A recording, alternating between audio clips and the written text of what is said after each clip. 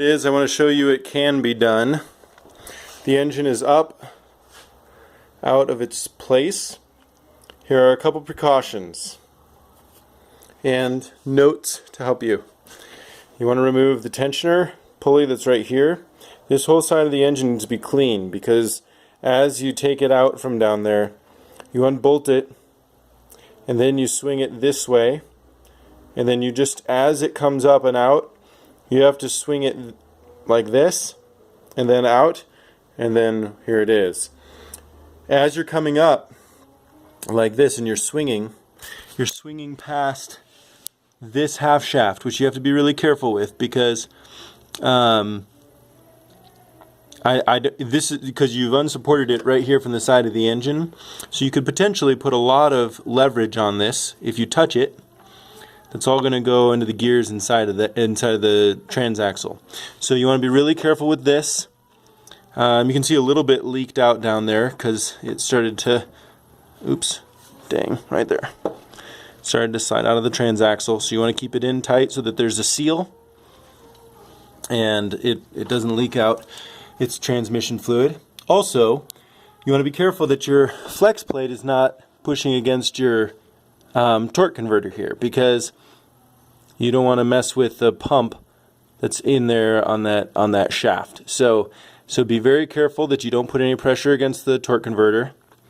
Careful that you don't put pressure against this half shaft here. And then as you come up, you'll just bring that gear out in this direction over here without putting pressure on that, without bumping into this guy. And it's super tight tolerances. I had to take out even these little screws. I had them in here after I took off the crank position sensor. I had them in here just like that, just to show just where they came from and keep things organized. Those had to come out.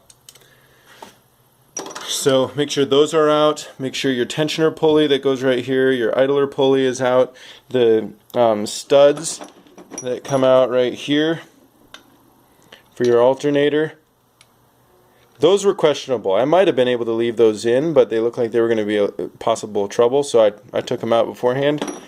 But you want to get that whole side nice and clear so that as the front pivots this way and comes up and out, you don't run into stuff on this beam or snag any of these AC lines right here. But then it comes out, and it's actually not too hard. Now, is this easier than dropping the subframe and taking the whole engine and transmission down and out? I can't say, because I don't have a hoist and I don't have a powertrain hoist. Ideally, though, I'd put it on a 2-post hoist, take it up, put the powertrain lift on it, and take it down. I don't have that here.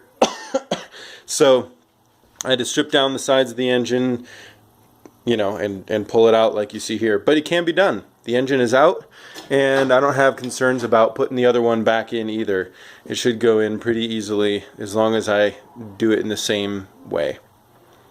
Feel free to comment with any questions or anything you have as you're doing this on your own.